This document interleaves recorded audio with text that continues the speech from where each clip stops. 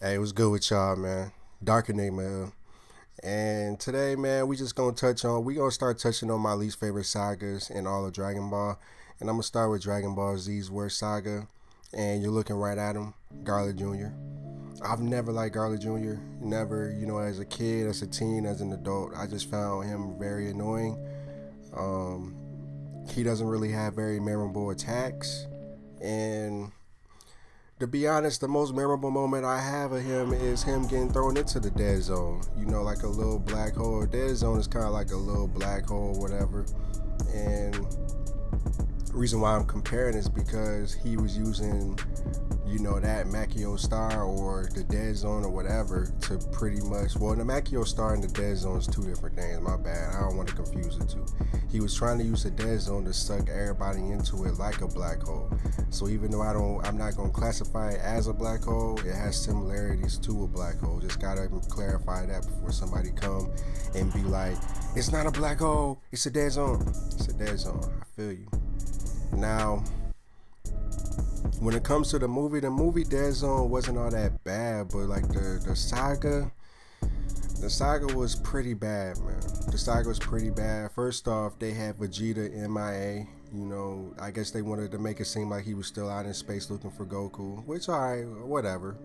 But they know, like, if Vegeta was on Earth when Garlic Jr. came, he wouldn't have stood a chance. Let's just be real. He wasn't a Super Saiyan at that point, to our knowledge, but he was. I don't see Garlic Jr. being more powerful than Frieza. So, or at least fourth form Frieza. So that's just what it is. I don't even see Garlic Jr. being more powerful than third form Frieza, because Piccolo could hold his own. So could, if I remember right, Gohan could too. Gohan, Piccolo, and all them. Well, not all them, but Krillin and all them. Now, the only thing I really liked about this is, the whole Blackwater mist, how it turned people into, vampires. That's the only thing I liked. That's the only cool thing, because it was different. It was different. It wasn't similar to other, at the time, it wasn't similar to nothing else. Like, it was pretty much like a very distinct mind control, like making everybody violent. Of course, we got Baby later on, but, obviously that was later on. I'm talking about at this time in the series. Now, when it comes to, like I said, when it comes to the saga, I always skip it.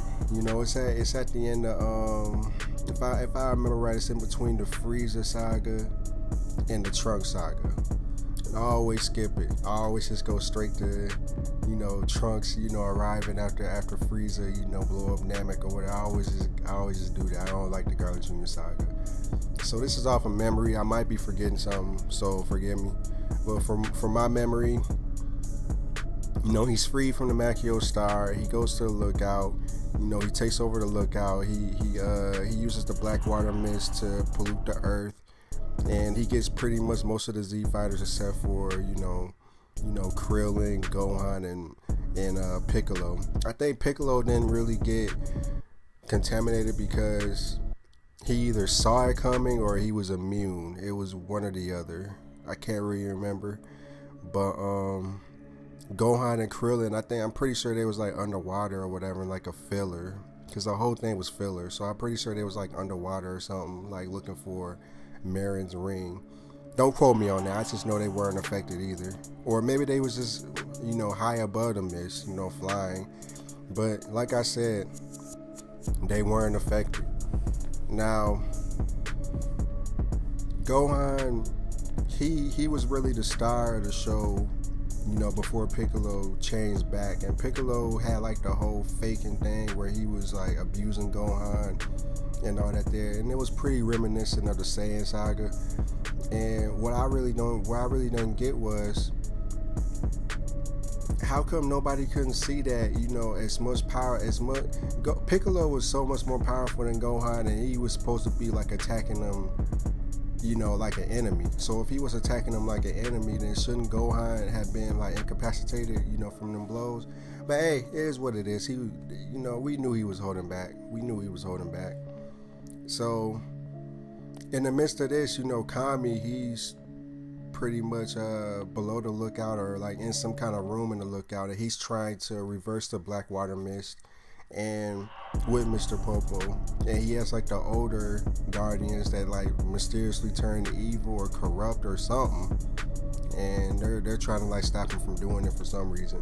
I don't know, the whole thing was just really stupid, man. The whole thing was really stupid. So Garlic Jr., he ends up getting beat because Gohan destroys the Makio star. He shrivels up and goes into the dead zone, and that's the end of the saga. Everybody, you know, they pretty much was able to reverse the effects, and Garlic Jr. was just like a 7 episode waste of time. 8 episode waste of time. And I didn't touch on his henchmen.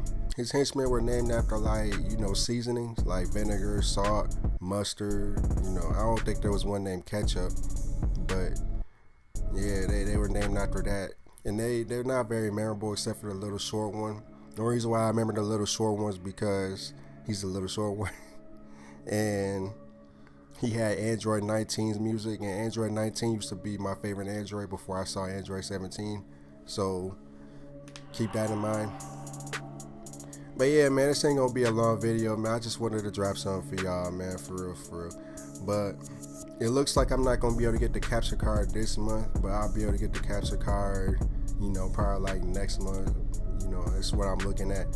So y'all can see, if y'all stick with me, y'all see drastic changes to this channel.